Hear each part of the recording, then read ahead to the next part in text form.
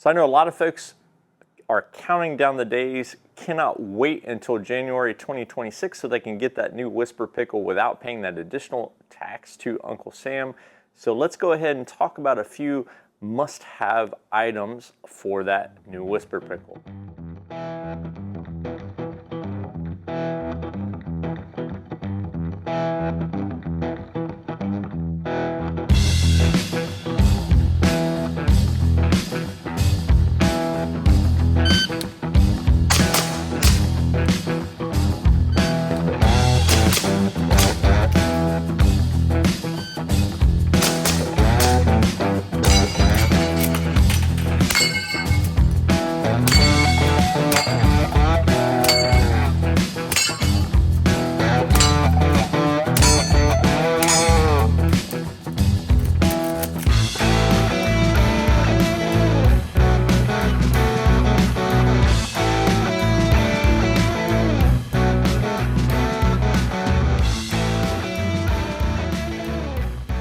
Okay, so I have a plethora of things sitting out here on my workbench here. And we're gonna start off with the simplest item that I think is a must-have for anyone that is wanting to get into the suppressor silencer game. This is a must-have tool, and I've seen it time and time again that folks have not had this particular item and they've ran into issues. So the first thing I recommend is a set of alignment rods. So what I have here is a set of Geisley alignment rods in a few different calibers that are common, such as 9mm, 30 caliber, as well as 22 caliber. I picked these up for Brownells, over the years and whatnot. There are other companies that make alignment rods. There are some other options, but I think Geisley has some of the best ones out there, and they're kind of the gold standard.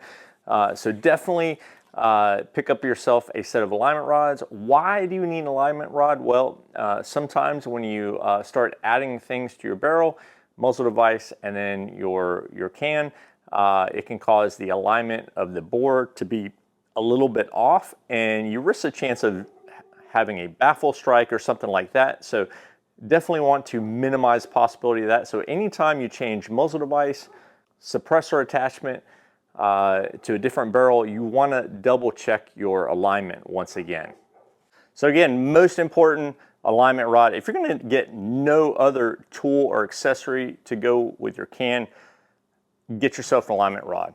So the next thing is going to be also very helpful for working with your suppressor on different hosts, stuff like that, and that's going to be the tools. So sometimes when you buy a particular can from a particular manufacturer, it will include certain tools. So here I have a couple of spanner wrenches from Anahoic, but other manufacturers may not include everything you need. So one of the companies that I buy a lot of cans, or their manufactured cans, is going to be Rugged Suppressors, and they have this pretty nifty tool called a totem tool, and it has basically all their different devices, different types of wrench tools for taking off end caps, for tightening different type of adapters and such like that. So very cool tool to have if you're running their particular suppressors, but just check with the manufacturer and see what type of tools you're going to need to kind of work around that suppressor for different type of maintenance items and stuff like that. So definitely make sure you have the required tools. A couple other little small tools that I also recommend to go with your new Whisper pickle. It's going to be stuff like a spanner wrench. Sometimes things will get carbon locked and you're going to need some help to get it off. A spanner wrench is a good way to loosen something like that up without damaging it. So this is just a cheapy Craftsman rubber spanner wrench. Works great for loosening those things up, and also an oven mitt. So this is one that Silencer Shop includes, or used to include whenever you picked up a can through them. However, just any old oven mitt, something to grab a hold of that without burning your hands, is always a good item or tool accessory to have handy anytime you're messing with your suppressor. Now, this is kind of an accessory, and I learned the hard way with one of my early cans that I had. This is a cover from Coltac. Now this is a high temp inner sleeve. This is their HTP style of can cover, and then it has a wrap for the outer part. The thing is, when you start to shoot using your can, you're going to have a lot of heat, and they get hot really quick. So if you lay that onto something, it will burn it or melt it to your can. And I have cans that have melted carpet and stuff like that to it. So this is something that will kind of keep that from happening. On the flip side of that, it also protects your suppressor from scratches and stuff. I mean, for my cans, they get beat up, they get thrown around stuff. It's not really a big deal. I don't worry so much. However, when I'm hunting, I will run some sort of a cover like this. So this is not a have to have, but it's kind of it's good insurance to keep stuff from melting to your whisper pickle. I mean, nobody likes it when stuff is melted to your whisper pickle anyway. So Coltac makes some good covers. You can pick these up over at Brownells as well, and other vendors, Coltac directly. So what about maintenance on your can? Well, for threaded attachments and stuff like that, you may want to look into doing some sort of a lube. Definitely check out with the manufacturer, see what they recommend.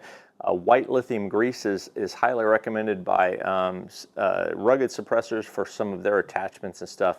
I also recommend high temp nickel anti-seize. But in addition to that, there's some other type of fluids made by and lubricants made from other manufacturers. So here is a suppressor shield. They make basically a lubricant that you can coat all over everything. It's going to kind of resist that carbon lock. So this is a smaller company. I've been using their products for quite a long time now. I think I've done a few videos and whatnot on their stuff over the years. I'm not saying necessarily use their stuff, but just you kind of do research. Make sure you have the right type of lubricant so that you can get that can off. I have experienced carbon lock of end caps and mounts and stuff like that over the years, and it's kind of aggravating when it happens. So anything like this that you can do to kind of minimize that from happening, that's going to help you out in the long run. All right, so what about maintaining your whisper pickle once you've got some rounds through it and stuff like that? Again, definitely check out the manufacturer's website. Find out what their cleaning schedule, their maintenance schedule is on that particular product. But this is a product that I did a video on a while back. I saw it at SHOT Show in 2025. This is from Otis Technologies. I use exclusively their cleaning products, brushes and cleaning kits, stuff like that. And they had unveiled their new suppressor cleaning kit, and they were nice enough to send me out one to try out. And I was pretty impressed with it. So definitely check out that video if you haven't already. But you should have some sort of cleaning regimen for your suppressor. Now be very careful with certain materials like titanium.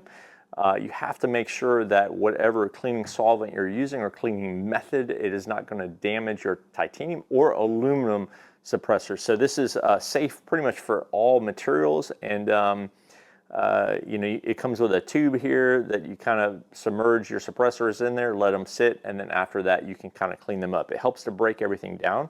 It comes with one bottle of solvent, so I have a little bit left, and the solvent here is kind of reusable to a point.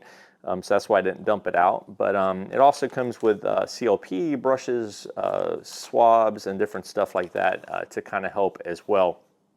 But again, I'm not necessarily saying that you have to run out and get this particular kit, but get something that is going to work for your particular suppressor based on your manufacturing recommendations, and just make sure you clean that thing on a periodic basis because the suppressors will become less effective when they get a lot of carbon buildup and stuff like that. So you definitely want to kind of maintain those, especially rimfire suppressors and pistol suppressors. They seem to get pretty rough much quicker than, say, a rifle suppressor will. All right, so that about wraps it up. My video on basically new suppressor owners, because I know a lot of people, again, can't wait till January of 2026 to pick up their very first one without paying that additional tax. So that's, I would have loved to have seen them taken off of the NFA, but I understand, at least saving the tax, that is, it is a benefit, even though I would have liked to have seen it gone farther. But anyways, any questions or comments, definitely put those down below. Is there something my veteran suppressor owners that you guys have to add that I didn't put out in this video? Definitely put those down below.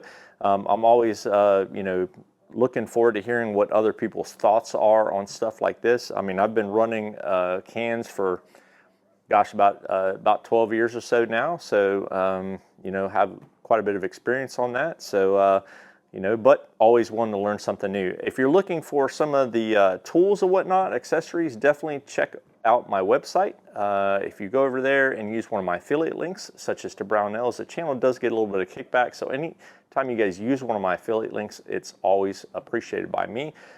So appreciate everybody watching and subscribing and supporting the channel, and I will catch you all in the next video. Y'all take it easy.